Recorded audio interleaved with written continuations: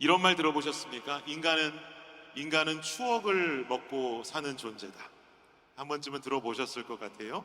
인간은 추억을 먹고 사는 존재다. 그리고 그 말에 한 번 더 발전해서 뭐라고 말하냐면, 추억 속에 갇혀서 사는 사람은 나이가 들었다는 증거이다 라고도 말합니다. 동감되십니까? 세월이 더 흘러갈수록 내가 젊었을 땐 이랬지, 내가 고등학교 시절은 이랬지, 대학교 시절은 이랬지 하고 삶을 한 번 더 추억하며 살게 되는 것 같습니다. 저는 보통 음악을 통해서 과거의 기억을 추억하며 살곤 하는데요, 예를 들면 가끔씩 매체를 통해서 흘러나오는 90년대 후반의 대중가요나 2000년 초반의 대중가요를 들으면 푸르른 꿈을 안고 공부를 했던 제 대학 캠퍼스에서의 시절이 떠오르곤 합니다. 그 시절의 분위기와 또 그 시절에 입었던 옷이나 또 제가 했던 행동, 함께 했던 친한 친구들, 그 친구들과 어떻게 놀았는지에 대한 추억들, 얼굴들 모조리 다 떠오르곤 합니다. 그래서 가끔은 과거를 추억하고 싶을 때면 90년대 후반의 대중가요들을 유튜브를 통해서 틀어놓고 들을 때가 있습니다.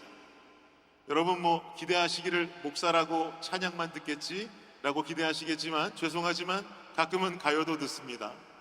생각해보면 찬양만 듣는 목사도 굉장히 지루할 것 같지 않습니까? 가끔은 그렇게 추억하고 싶으면 그때의 가요들을 틀어놓고 듣곤 합니다. 그렇게 음악을 통해서 저는 과거를 추억하고요, 또 제가 과거를 추억하는 한 가지 방법은 또 뭐가 있냐면 날짜를 기억하는 겁니다. 1997년 9월 26일, 김준일 목사에게 있어서 이날은 무슨 날이었을까요? IMF 위기로 인해서 저희 아버지의 사업이 쫄딱 망했던 날입니다. 열심히 사업을 잘해 오셨었는데, 크게 사진연상소를 해오셨는데 97년 9월 26일에 정확히 부도를 맞게 되셨어요. 제가 제 인생 속에 그게 엄청난 충격이었었는가 봐요. 그래서 당시 제 통장 비밀번호도 9월 26일 0926, 제 체크카드 비밀번호도 0926, 제 대학교 사물함 자물쇠 번호도 0926, 네 자리 숫자는 다 0926이었어요. 이날만큼은 내 인생 속에 잊지 않겠노라 하는 어떤 생각이 있던 것이죠. 여기 또 당사자분 앉아 계신데 이런 말씀 드리기도 참 죄송하긴 하네요. 이런 제게 요즘 기억되는 중요한 날짜, 새롭게 생긴 날짜가 하나 있는데요, 그 날짜는 뭐냐면 2023년 10월 8일입니다. 어떤 날일까요, 여러분? 우리 블레싱 교회에 첫 예배가 드려졌던 날입니다. 이 날을 기억하기 위해서 저는 블레싱과 관련된 모든 이메일 주소, 어떤 SNS 주소, 거기에 전부 다 숫자 1008을 넣어뒀습니다. 내가 잊지 않을 거야, 10월 8일은 절대로 잊지 않을 거야 라는 생각으로 그 숫자를 넣어두었습니다. 우리는 지난 한 달간을 뒤돌아보면 4번의 예배를 프레시하임에서 드렸습니다. 원래 제 계획은 뭐였냐면 그냥 저희 부모님 댁에서, 집에서 조촐하게 개척을 돕는 분들과 예배를 시작해보자는 것이 저희 원래 계획이었었는데, 이 소식을 들으신 김기호 집사님께서 자신이 운영하시는 식당이 주일에는 문을 닫으니까 가정에서 드리지 마시고 이 식당으로 오셔서 함께 예배 드리시면 어떨까요? 라고 제안해 주시면서 저희가 그쪽으로 가서 예배를 드리게 된 것이죠. 얼마나 감사했나 모릅니다. 저는 시작되는 개척교회에 예배 장소를 내어주신 프레시하임의 하나님께서 책임지시는 은혜와 복이 임하기를 간절히 원합니다. 블레싱 역사가 시작된 이후로 매주 금요일이 되면은요, 저희 집은 왁자지껄해졌습니다. 왜냐하면 지금 오늘 블레싱 퀴즈 하는 거 보니까 대충 대본 던져주고 한 주 동안 외워와서 여기서 한번 맞춰보고 하라, 그럼 할 수 있을 것 같으세요? 우리 인규 형제 오늘 태권도 씬 하나 넣어놨더니 로봇까지 입고 와가지고, 아까 그러잖아요, 자기가 국가대표 선수였다고. 이거 농담으로 한 말이 아니라 진짜 국가대표 선수였었잖아요. 저렇게 열심으로 발차기 하면서 이런 스킷을 만드는 것 주일날 갑자기 와서 할 수 없습니다. 그래서 저희는 블레싱 퀴즈 팀이 금요일에 저희 집으로 와요. 한 주 동안 대본을 외우고 리허설하는 거죠. 율동도 연습하고. 그리고 또 그뿐만 아니라 키즈팀만 오는 게 아니라 우리 또 젊은 블레싱 성도들 아유 밥 먹고 다 모여서 함께 시간 보내자 그러고 다 오라고 그래요. 그러다 보니까 금요일 저녁은 저희 집이 좀 시끌벅적합니다. 그래서 그저께 금요일에도 모여서 이런저런 이야기를 하다가 누군가 그런 얘기를 하더라고요.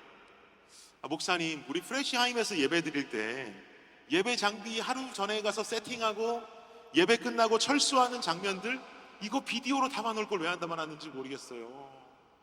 이거 비디오로 담아놨으면 정말 우리에게 큰 나중에 추억이 됐을 텐데 10년, 20년 뒤에 틀어놨으면 큰 추억이 됐을 텐데요 라고 이야기를 듣고는 맞다 사진은 있는데 그거 참 아쉽다 그러면서 우리끼리 막 웃으면서 이야기 나눴습니다. 그게 정말 아쉬웠는지 오늘 인규 형제 카메라 들고 와서 여기 들어올 때부터 찍더라고요. 막 이거라도 남겨놓으려고. 얼마나 감사한지. 돌아보니까 참 아쉬워요.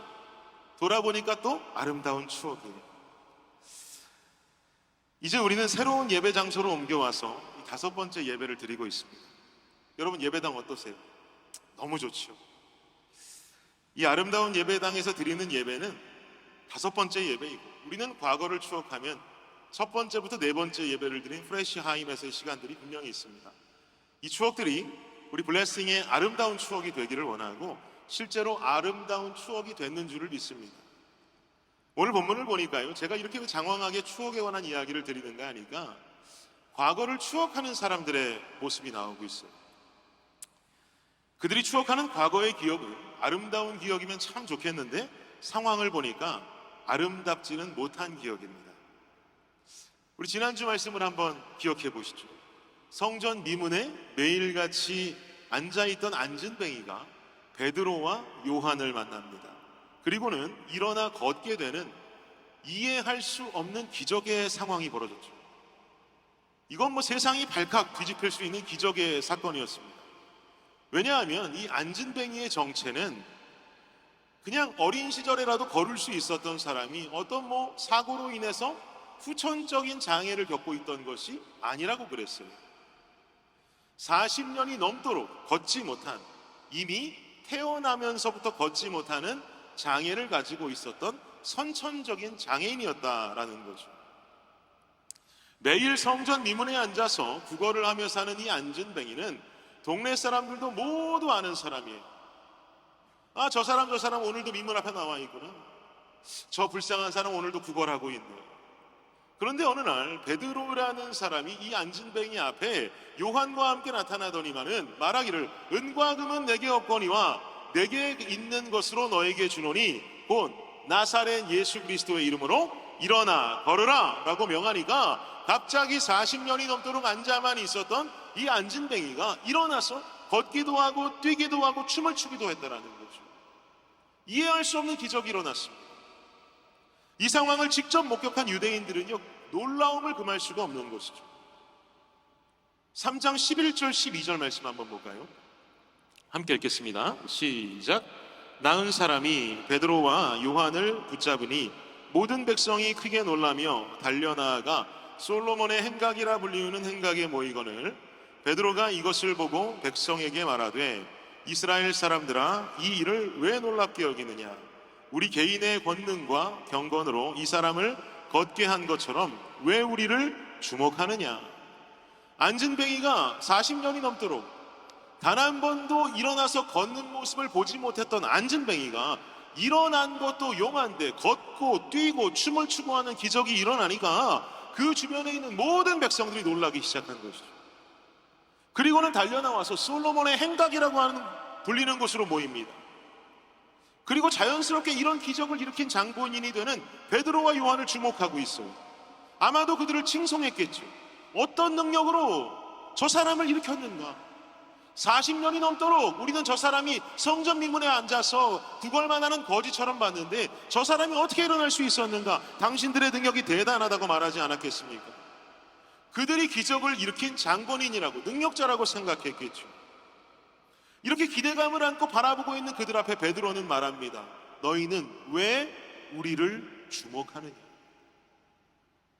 이 기적이 내가 일으킨 것이라고 생각한다면 그건 잘못된 생각이라는 거예요. 그러니까 모인 사람들의 반응이 어땠을 것 같으세요? 야, 네가 손잡아서 일으키는 거 다 봤는데 네가 뭐라고 그 옆에다 쭝얼쭝얼 대더니만 자꾸 일으키더만 왜 네가 안 했다고 그러는 거야? 도대체 어떤 힘이 저 사람을 일으켰다고 말하는 거야? 도대체 누가 이 40년이 넘도록 앉아만 지내던 이 안진뱅이를 일으켰냔 말이다 라고 묻고 있는 궁금증이 마음속에 생기지 않았겠습니까? 그러자 이어지는 13절로 베드로가 말합니다. 13절 함께 읽겠습니다. 시작. 아브라함과 이삭과 야곱의 하나님 곧 우리 조상의 하나님이 그의 종 예수를 영화롭게 하셨느니라. 너희가 그를 넘겨주고 빌라도가 놓아주기로 결의한 것을 너희가 그 앞에서 거부하였으니. 여러분 말씀 읽으실 때 좀 더 크게 읽으시고 아멘도 조금 크게 해주실 수 있을까요? 프레시하임에서는 다 들렸는데 여기 오니까 안 들려요. 힘이 안 납니다. 다시 한번 읽어보겠습니다. 13절 시작. 아브라함과 이삭과 야곱의 하나님 곧 우리 조상의 하나님이 그의 종 예수를 영화롭게 하셨느니라. 너희가 그를 넘겨주고 빌라도가 놓아주기로 결의한 것을 너희가 그 앞에서 거부하였으니. 아멘.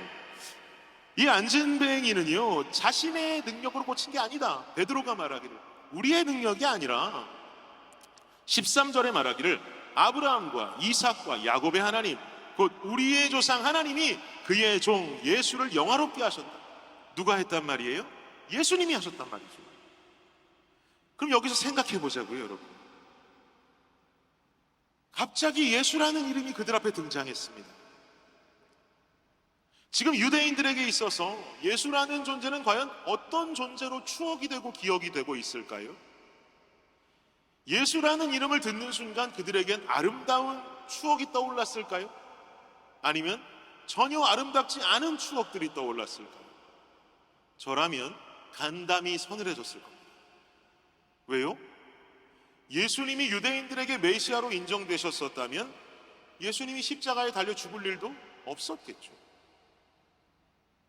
예수를 십자가에 못 박으라고 외쳤던 군중의 함성 소리는요 다름 아닌 유대인들이 외쳤던 소리지 않습니까? 그런데 자신들이 메시아로 인정하지도 않았고 결국 십자가에 달려 죽게 만든 예수, 사기꾼 정도로 생각했고 사기꾼 정도로 생각했기 때문에 이 사람이 이 예수 그리스도라는 장본인이 40년이나 앉아있던 안진뱅이를 걷게 했다? 뛰게 했다? 춤추게 했다? 믿을 수 없다는 거죠. 근데 베드로라는 사람이 말하고 있는 거예요. 니네들이 십자가에 못 박게 한 죽게 한 그 예수가 안진뱅이를 일으킨 능력의 장본인이라는 거예요. 기분이 어땠겠어요? 죽은 줄 알았던 예수가 부활했다더니 이런 능력까지 보인 장본인이라고 한다면, 그런데 나는 그 예수를 얼마 전에 십자가에 못 박으라고 소리쳤던 군중에 속해 있었다면, 그에게 손가락질을 했었고 그에게 욕을 퍼부었었고, 그리고 그 예수가 진정 그 자신이 주장했듯이 하나님의 아들이요 메시아였다면 나는 어떻게 되는 걸까? 지금 죽는 건 아닐까? 심판당하는 건 아닐까? 예수님이 뭔가 보복하고 복수하지 않으실까? 이런 생각 속에 갇히지 않았겠습니까? 그러나 이런 유대 백성들을 향한 예수님의 계획은요 그들이 내고 있는 겁과는 전혀 달랐습니다. 예수님은 그들에게 자신이 받은 고통과 죽음의 생각을 보복하고 복수하실 계획이 전혀 없었어요. 예수님은 어떤 계획을 가지고 계셨어요? 용서하고 사랑하고 품어주려는 계획을 가지고 계셨어요. 그런데 여기엔 한 가지 조건이 있습니다. 이 조건이 충족돼야 돼요. 19절 보십시오. 19절 읽겠습니다. 시작. 그러므로 너희가 회개하고 돌이켜 너희 죄 없이 함을 받으라. 이같이 하면 새롭게 되는 날이 주 앞으로부터 이를 것이요. 조건이 뭡니까? 돌이키라. 너희의 삶을 돌이켜야 한다라고 말하고 있는 거예요. 현재 유대 백성들은 화목제물 되신 예수님을 메시아로 인정하지 않았기 때문에 하나님과의 관계가 틀어져 있습니다. 멀어져 있어요. 관계가 회복되어질 수가 없어요. 이 관계의 회복은 어디까지나 십자가의 아들을 달려 죽게 하시고 그분을 화목제물로 내어주신 하나님의 일방적인 관계 회복의 선포였어요. 이해할 수 없는 그분의 사랑이셨어요. 하나님께서 관계 회복을 위해서 내미신 손을 우리가 잡기 위해서는 죄악된 삶의 틀에서 벗어나서 예수를 메시아로 인정하고 회개하고 죄된 나의 삶을 하나님 중심된 삶으로 돌이켜야만 하는 것이죠. 주님은 그것을 위해서 예수를 보냈고 죽게 했는데 이 사람들이 그것을 믿지 못했고 받아들이지 못했고 죽여버렸다면 지금이라도 그 삶을 돌이켜서 하나님의 뜻 자체로 주님 중심된 삶으로 돌아와야 한다는 것입니다. 그래야 되는 거예요. 그래야 진정한 하나님께서 베푸시는 용서와 사랑의 삶을 선물로 받을 수 있는 것이죠. 그럼 어떻게 해야 내 삶을 죄에서 하나님께로 돌이킬 수가 있을까요? 말로만 돌아가겠노라고 선포하면 되는 것일까요? 말로만 주님 자녀라고 고백하면 되는 것일까요? 이런 선포와 고백이 당연히 필요하겠죠. 그러나 우리의 신앙이 여기에만 머물러 있으면 미성숙의 신앙이 되는 것입니다. 진정 우리의 삶을 하나님께로 돌이킬 수 없게 되는 것입니다. 다시 한번 묻겠습니다. 도대체 어떻게 해야 내 삶을 죄에서 하나님께로 돌이킬 수 있을까요? 그 방법은요, 하나님의 말씀이 우리의 마음으로 깨달아져야만 합니다. 어떻게 해야 내 삶을 죄에서 하나님께로 돌이킬 수 있을까? 다시 한번, 하나님의 말씀이 마음으로 깨달아져야 된다는 거예요. 17절 말씀 볼게요. 함께 읽겠습니다. 17절입니다. 시작. 형제들아, 너희가 알지 못하여서 그리하였으며 너희 관리들도 그리한 줄 아노라. 형제들아, 니들이 알지 못해서 그런 것을 알고 있다. 너희 관리들도, 너희 윗사람들도 알지 못해서 그랬는 줄은 안다는 거예요. 뭘 알지 못했을까요, 여러분? 예수님이 메시아라고 하는 이 중대한 사실을 알지 못했다는 것이죠. 그것을 알지 못했기 때문에 예수님을 십자가에 못 박으라고 소리친 것이고, 이것을 알지 못했기 때문에 관리들도 예수님을 법정에 세워놓고 그를 심판하고 죽게 만들었다는 거예요. 근데 18절 보세요. 읽겠습니다. 시작. 그러나 하나님이 모든 선지자의 입을 통하여 자기의 그리스도께서 고난받으실 일을 미리 알게 하신 것을 이와 같이 이루셨느니라. 무슨 말씀입니까? 니네 알지 못해서 그런 거야 라고 말하더니만 18절에 말하기를 사실 하나님은 모든 선지자들의 입을 통해서 예수님의 초림을 이미 알려주셨었고, 그래서 이 일은 감춰져 있고 비밀스러웠던 일이 아니라 이미 그들이 들어왔던 사실이라는 거죠. 들어왔어요, 실제로. 이는 우리들도 마찬가지입니다. 우리는 예수에 대해서 듣고 있어요. 예수에 대해서 듣고 알고 있습니다. 수년간 들었습니다. 수도 없이 들었습니다. 또 어떤 사람은 엄마의 뱃속에서 태어나자마자부터 들었습니다. 그리고 그분을 믿는다고 말합니다. 크리스찬이라고 말합니다. 그럼에도 불구하고 내 삶이 여전히 죄악 속에 거하고 있고 하나님 중심으로 변하지 않는다면, 그리고 심지어 이런 내 삶 속에 이런 내 삶을 문제의식조차 느끼지 못한다면 이거 큰일이라는 거죠. 우리는 여기서 아주 중요한 포인트를 찾아내야만 합니다. 어떤 포인트냐? 아까도 말씀드렸던 것처럼 말씀은 듣는 말씀으로 끝나서는 안 된다는 거예요.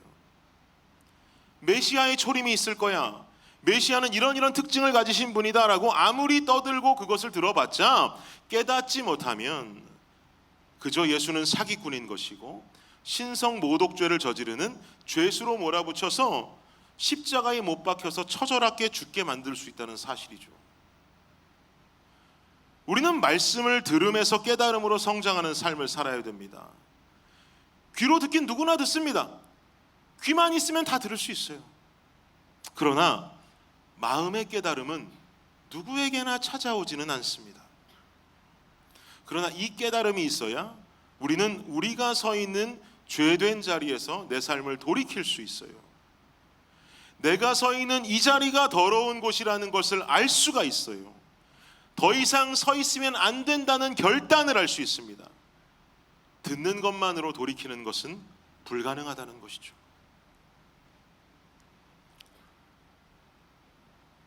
여러분, 뚱뚱한 사람이 더 이상 안 되겠다고 다이어트를 결심하는 순간은 언제인지 아십니까? 주변에서 너 왜 이렇게 살이 쪘냐고 말할 때 그때일까요? 주변에 날씬한 사람들을 볼 때 이번에 한국 가니까 한국에는 젓가락만 걸어 다니더라고요. 다 날씬해요. 이때일까요? 아니면 자녀들이 우리 아빠를 돼지라고 놀릴 때 저희 집에서는 실제로 일어나고 있는 일입니다.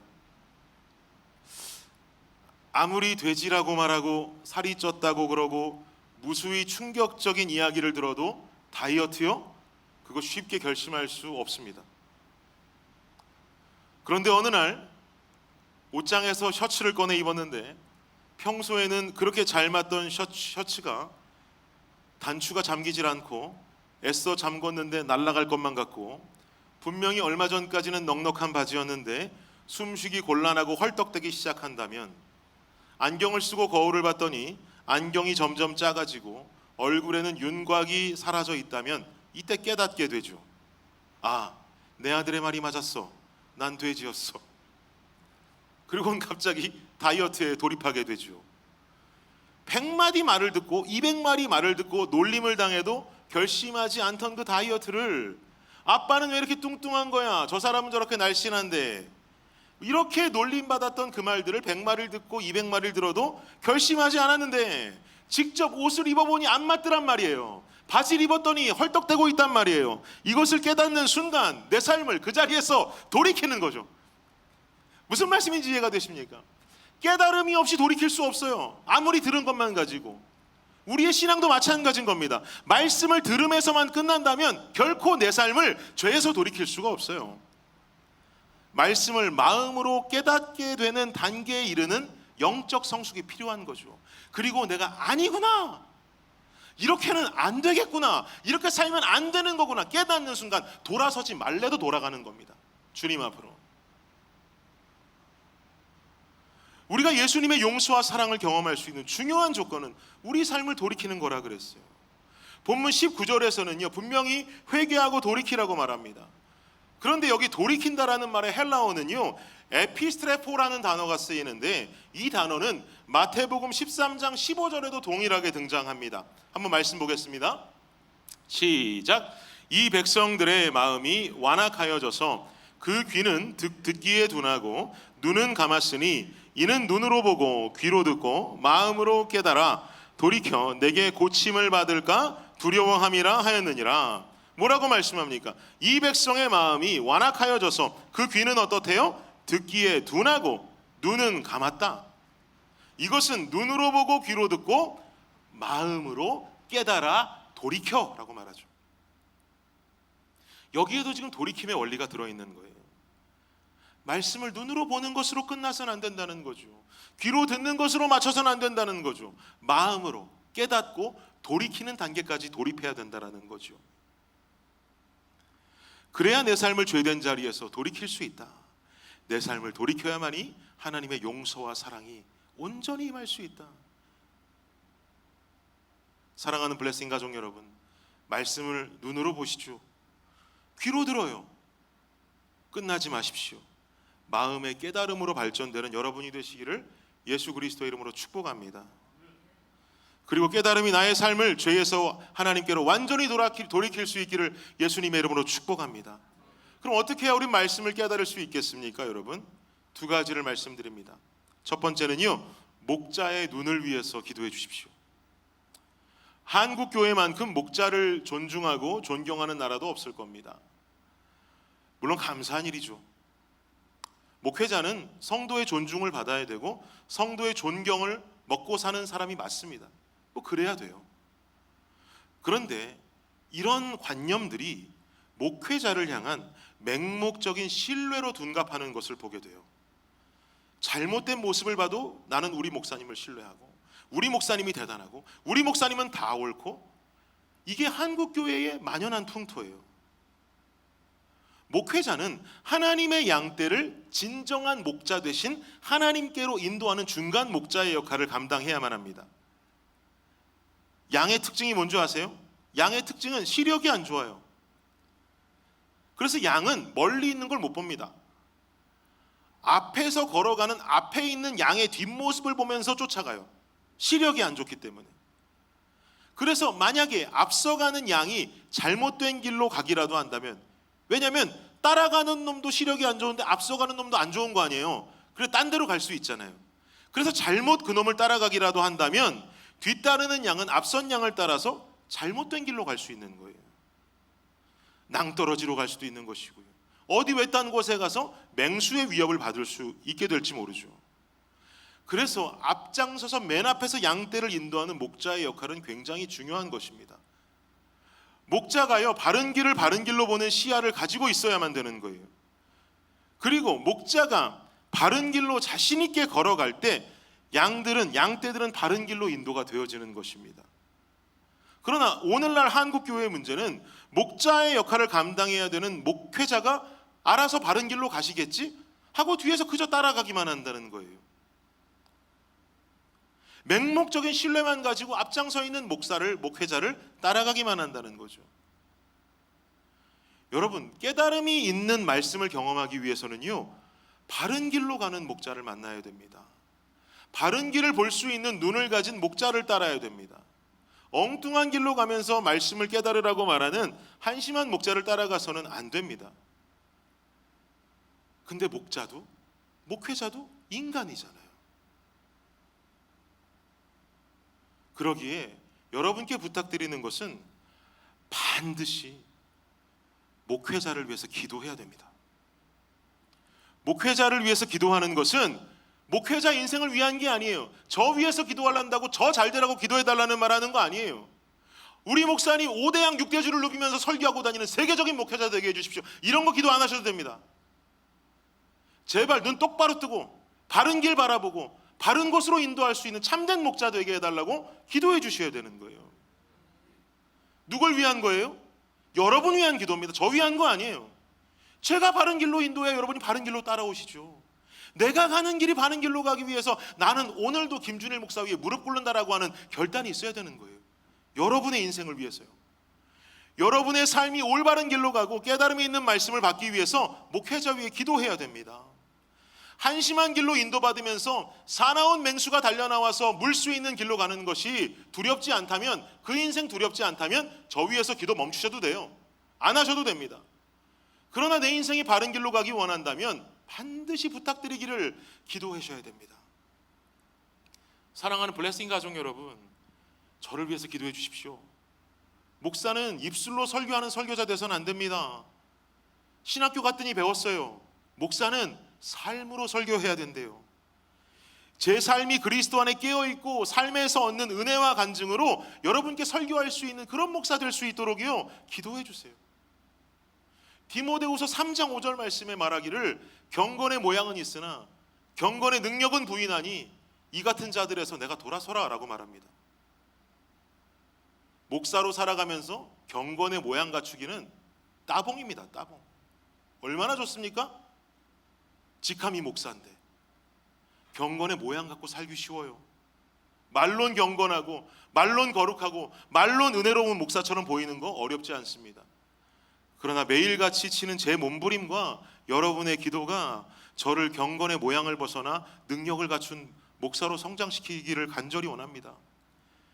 저를 위해서 기도하지 않으시고 맹목적으로 제가 하는 설교 듣고 제가 가자는 길로 인도되어서 오시면 위험합니다. 잘못 한심한 인생 될 수 있습니다. 기도 없이 저를 신뢰하지 마십시오. 저를 위해서 기도해 주시고 그 다음에 저를 신뢰해 주십시오.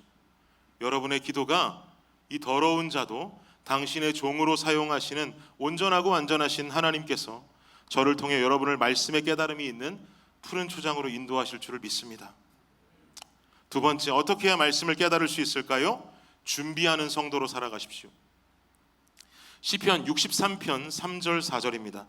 함께 읽겠습니다. 시작.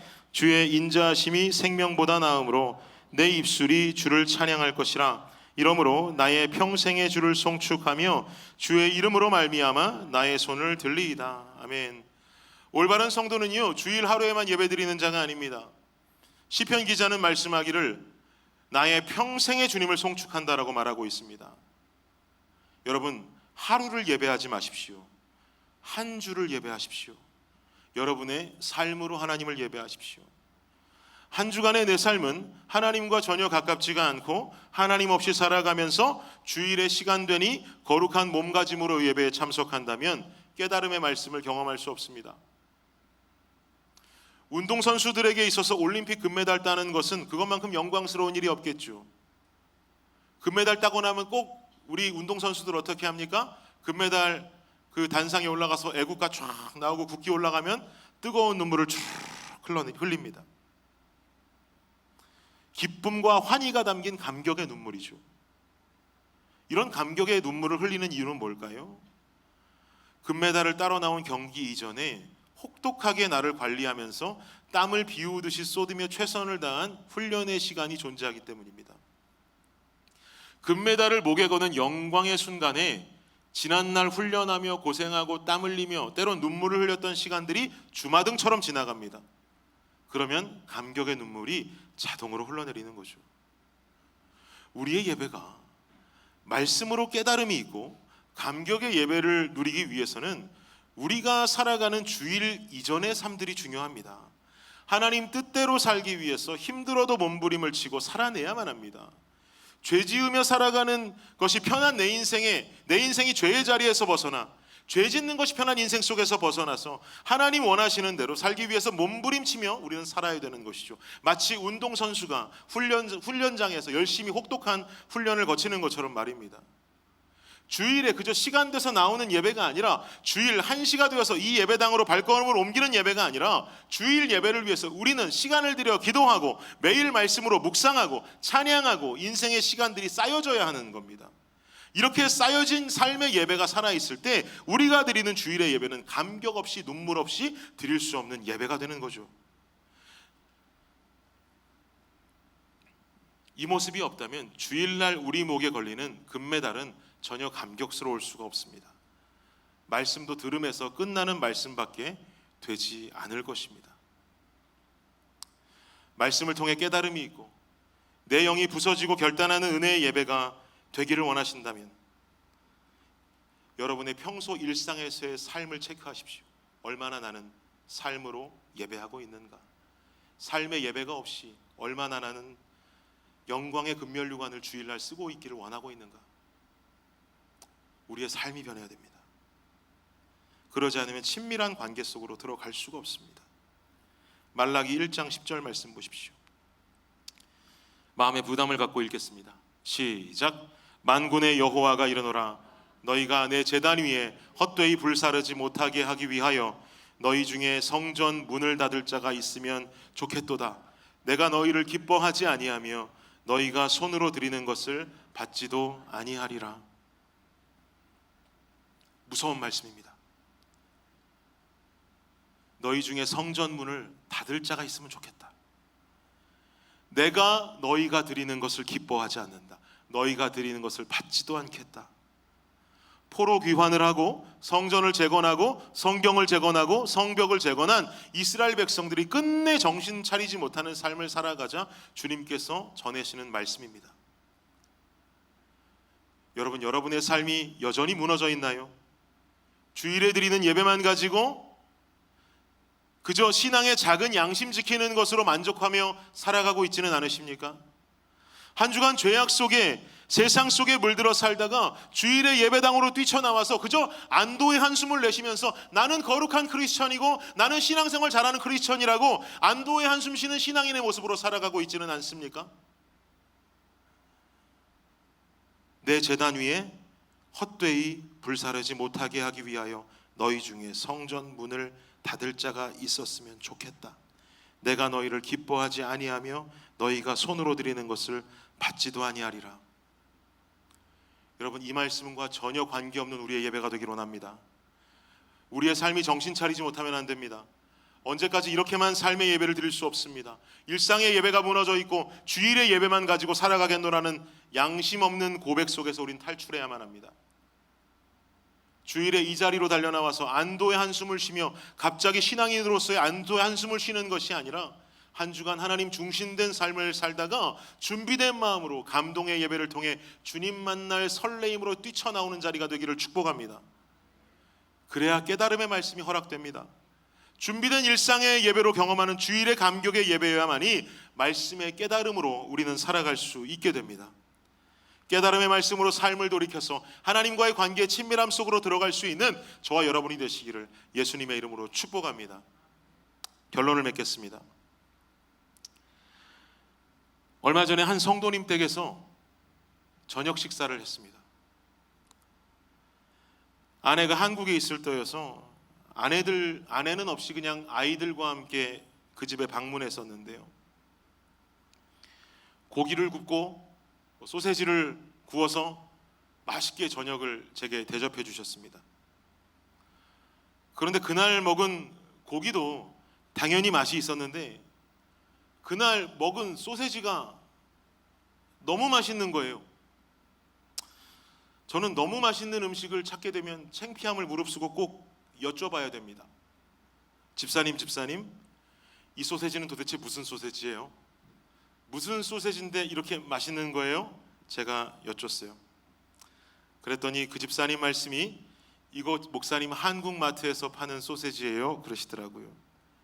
속으로 한국 건 달라도 다르구나 라고 생각했습니다. 그러면서 설명해 주시기를 이 소세지요, 한국마트 가시면 5개씩 3줄로 포장이 되어 있는 소세지라 그래요. 그리고는 집으로 왔습니다. 집으로 와서 몇 주 후에 아이들이 말하기를 이제는 학교 밥을 못 먹겠대요. 한국 학교들은 급식이 참 맛있는데 미국 학교 급식은요, 정말 형편없습니다. 너무 맛이 없다고 밥을 못 먹겠다고 이제는 자기들도 도시락을 싸달라고 엄마를 조르기 시작합니다. 우리 집은 애들이 5명이다 보니까요, 한 놈이 조르기 시작하면 5명이 달려들어요. 아니 4번 5번은 학교도 안 다니는데 뭐하러 달려드는지 모르겠어요. 언니들 도시락 싸주라고. 그래서 결국 아내랑 함께 야, 안 되겠다, 도시락 싸주자. H마트로 장을 보러 갔습니다. 왜냐하면 도시락 싸려면 도시락 반찬이 필요하지 않습니까?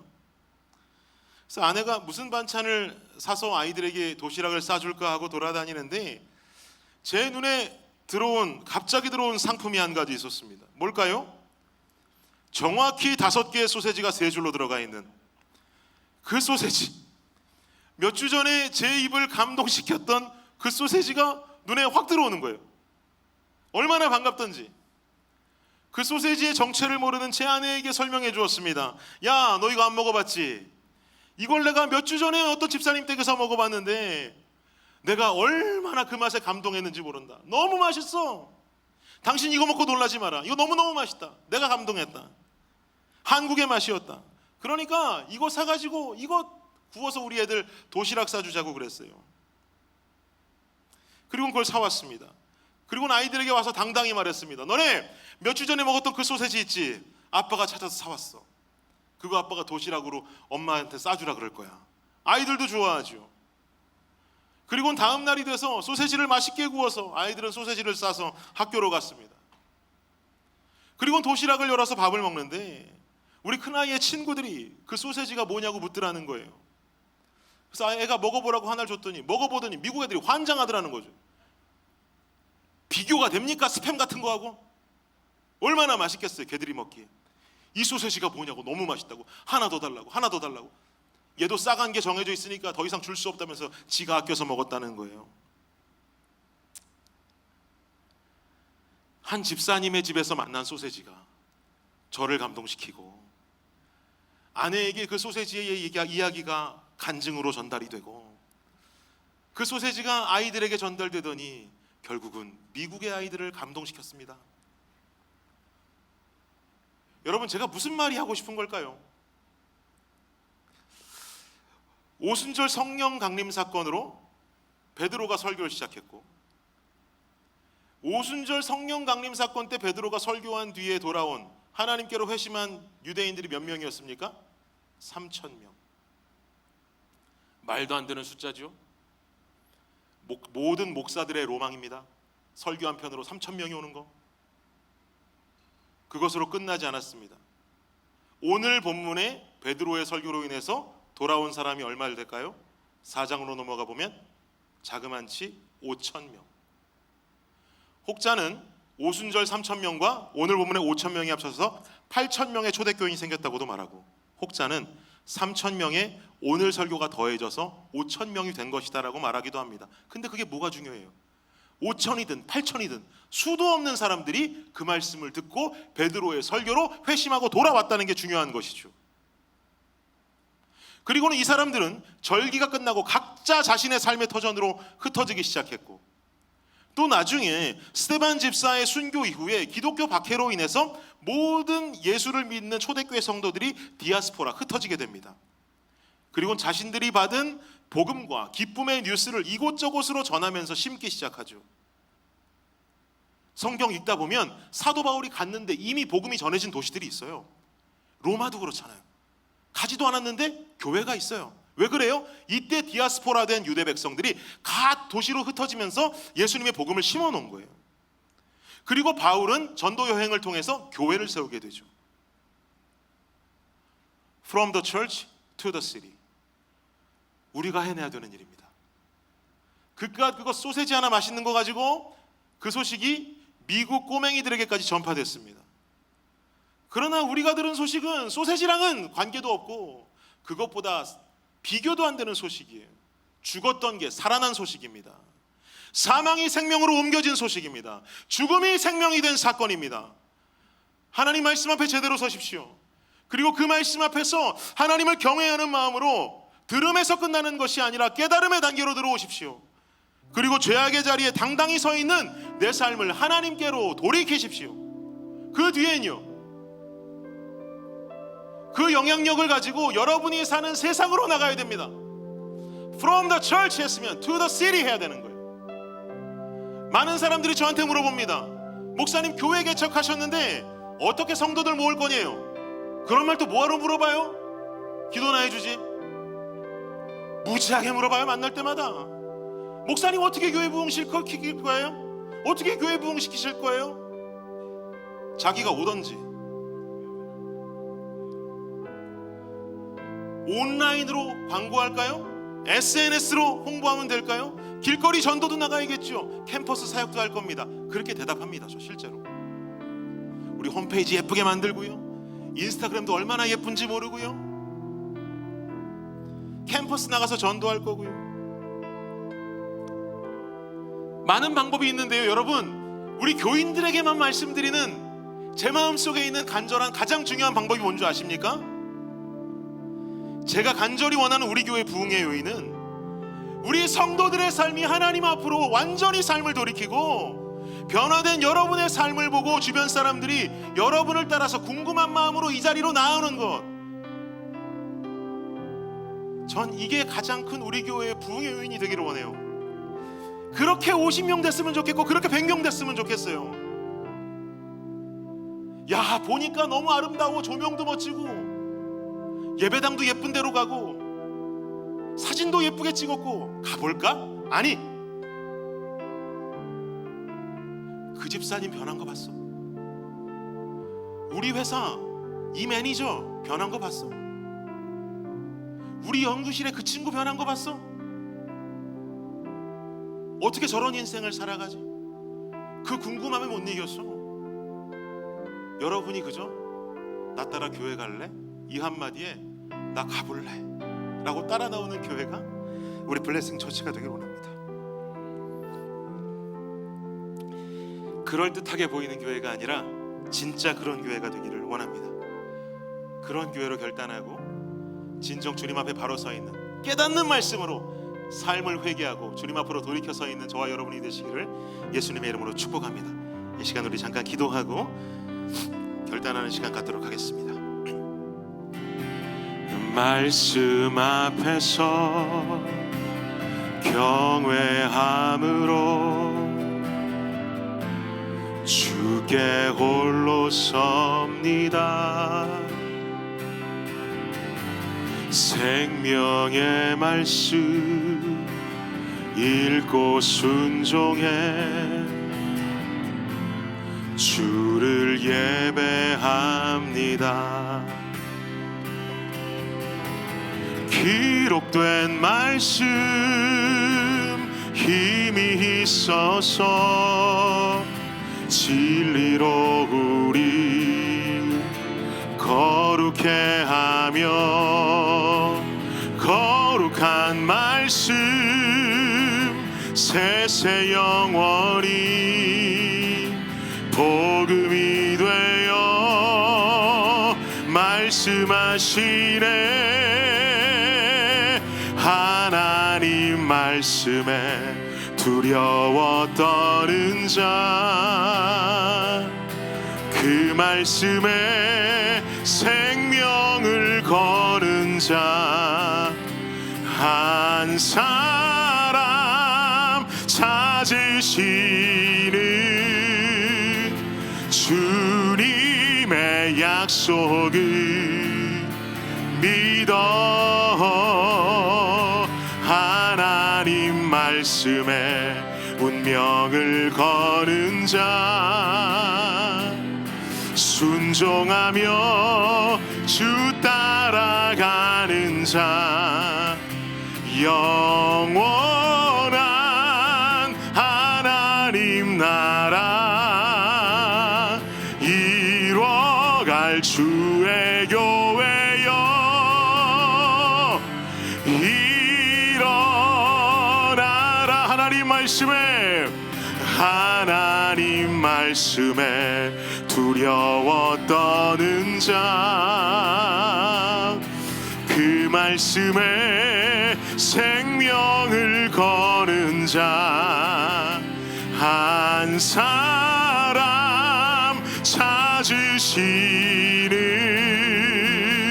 주님의 약속을 믿어. 하나님 말씀에 운명을 거는 자, 순종하며 주 따라가는 자, 영원한 하나님 나라 이뤄갈 주의 교회여 일어나라. 하나님 말씀에 두려워 떠는 자, 그 말씀에 생명을 거는 자, 한 사람 찾으시는 주님의 약속을 믿어. 하나님 말씀에 운명을 거는 자, 순종하며 주 따라가는 자, 영원한 하나님 나라 이뤄갈 주의 교회여 일어나. 우리 한 번 더 하나님 말씀에 두려워 떠는 자, 그 말씀에 생명을 거는 자, 한 사람 찾으시는 주님의 약속을 믿어. 하나님 말씀에 운명을 거는 자, 순종하며 주 따라가는 자, 영원한 하나님 나라 이뤄갈 주의 교회여 일어나. 우리 마지막입니다. 하나님 말씀에 두려워 떠는 자, 그 말씀에 생명을 거는 자, 한 사람 찾으시는 주님의 약속을 믿어. 하나님 말씀에 운명을 거는 자, 순종하며 주 따라가는 자, 영원한 하나님 나라 이뤄갈 주의 교회여, 일어나라. 우리 목소리로만 하나님 말씀에 두려워 떠는 자, 그 말씀에 생명을 거는 자, 한 사람 찾으시는 주님의 약속을 믿어. 하나님 말씀의 운명을, 하나님 말씀에 운명을 거는 자, 순종하며 주 따라가는 자, 영원한 하나님 나라 이뤄갈 주의 교회여,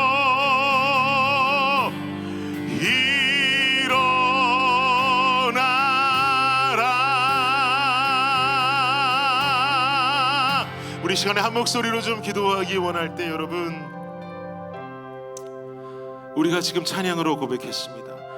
하나님 말씀에 두려워 떠는 자, 하나님 말씀에 생명을 거는 자, 하나님 말씀에 운명을 거는 자, 주님 순종하며 주 따라가는 자. 여러분, 우리의 삶이 이래야 되지 않겠습니까?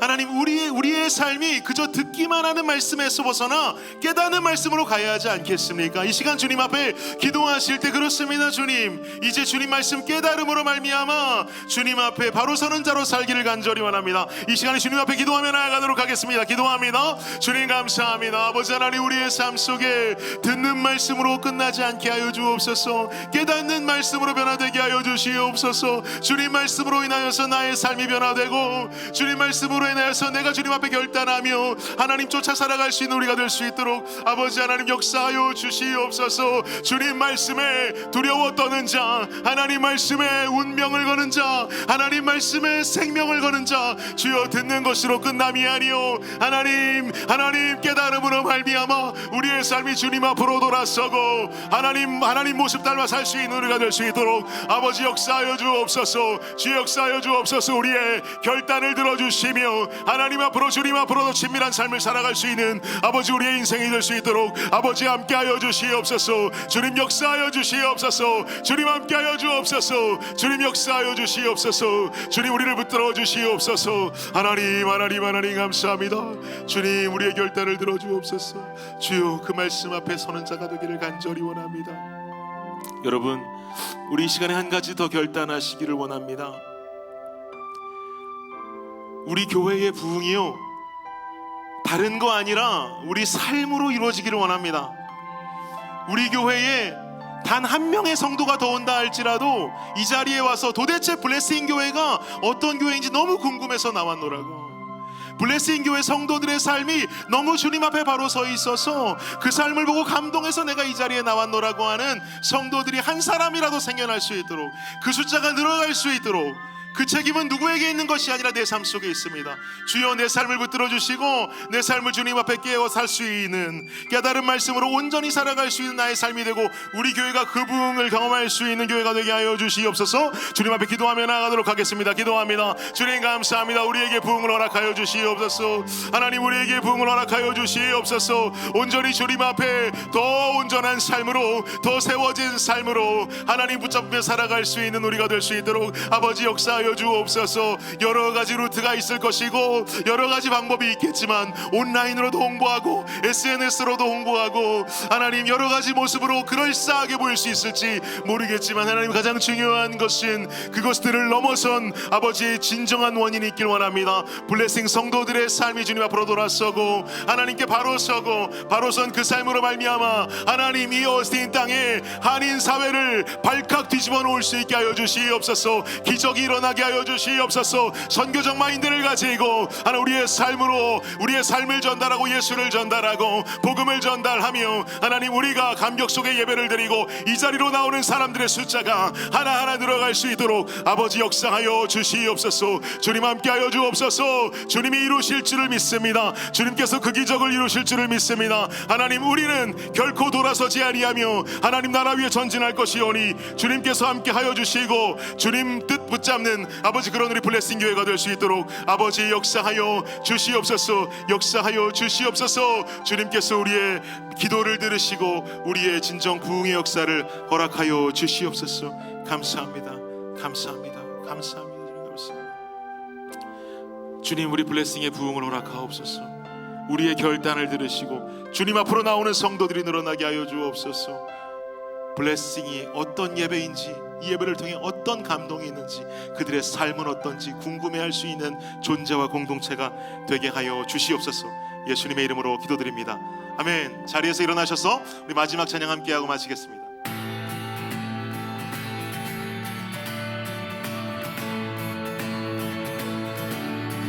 주님 뜻대로 살기로 했네. 주님 뜻대로 살기로 했네. 우리 박수하며 찬양합니다. 주님 뜻대로 살기로 했네.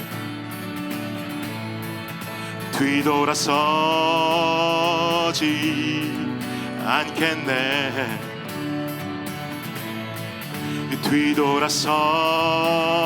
뒤돌아서지 않겠네.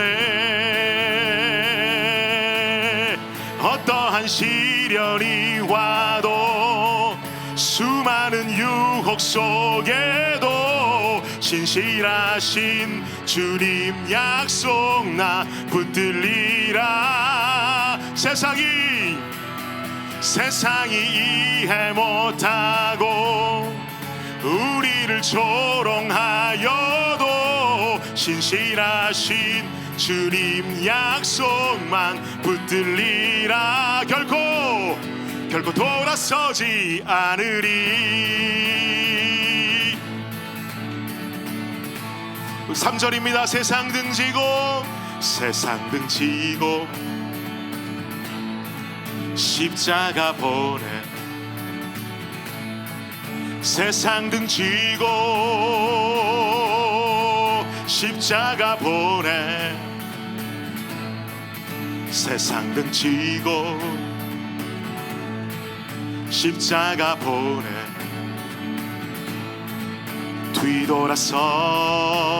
뒤돌아서지 않겠네.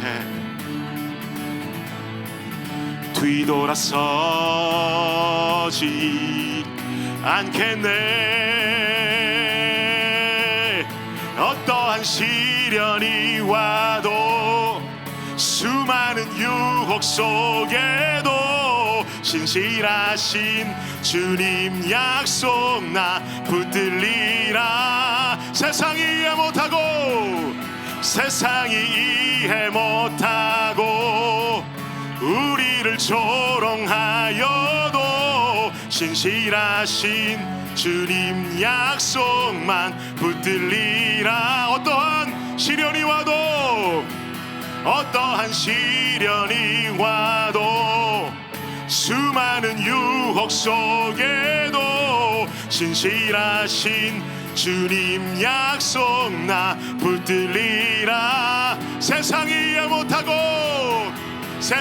이해 못하고 우리를 조롱하여도 신실하신 주님 약속만 붙들리라. 결코 결코 돌아서지 않으리.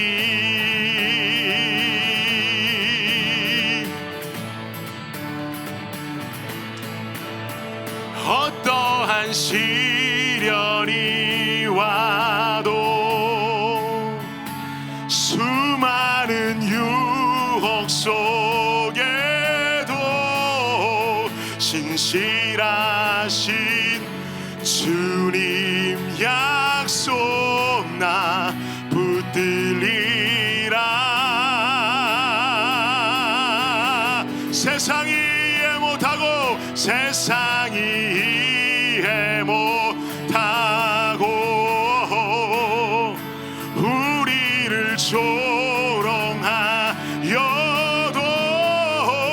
신실하신 주님 약속만 붙들리라.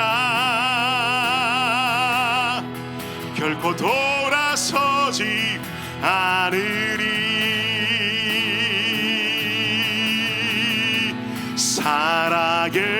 살아계신 주 나의 참된 소망 걱정 근심 전혀 없네. 사랑의 주 내 갈 길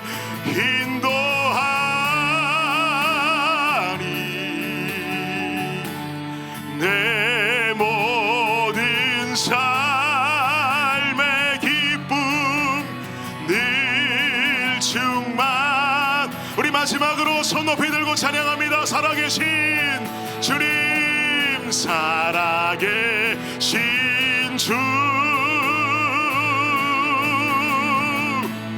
나의 참된 소망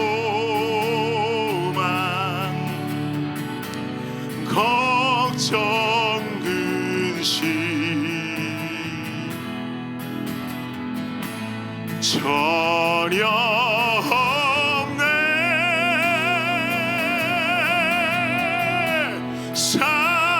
사랑의 주 내 갈 길 인도하리 내 모든 삶의 기쁨 늘 충만하네. 우리 주님께 큰 소리로 영광의 박수 올려드리기를 원합니다. 할렐루야. 주님 영광 받아 주시옵소서. 주님 영광 받아 주시옵소서. 주여 영광 받아 주시옵소서. 하나님 감사합니다. 이 시간 주님 앞에 우리가 주일 예배로 드렸습니다. 살아계신 주님의 이름을 찬양합니다. 우리가 그저 말씀 들음으로 끝나는 것이 아니로 깨달아지고 우리가 삶을 돌이켜 죄된 자리에서 하나님 중심된 삶으로 돌아올 수 있는 우리 블레싱 모든 성도들이 되게 하여 주시옵소서. 목회자를 위해서 기도함을 게을리하지 않게 하여 주시옵소서. 바로 서 있는 목자를 따라갈 수 있는 성도들이 되기를 원하고 준비된 예배를 준비할 수 있는 성도들이 되기를 간절히 원합니다. 그리하여 살아계신 하나님이 주시는 예배의 감격과 감동을 맛보는 우리 모두가 되게 하여 주시옵소서. 지금은 우리 주 예수 그리스도의 은혜와 무한하신 하나님의 사랑과 놀라운 성령의 은총이 지금 이 시간 주 앞에 나와 결단하며 돌아가는 깨닫는 말씀으로 살아가겠노라고 결단하며 돌아가는 여기 모인 모든 성도들 머리 위에 지금으로부터 영원까지 함께 하시기를 우리 주 예수 그리스도의 이름으로 축원하옵나이다. 아멘. 아멘.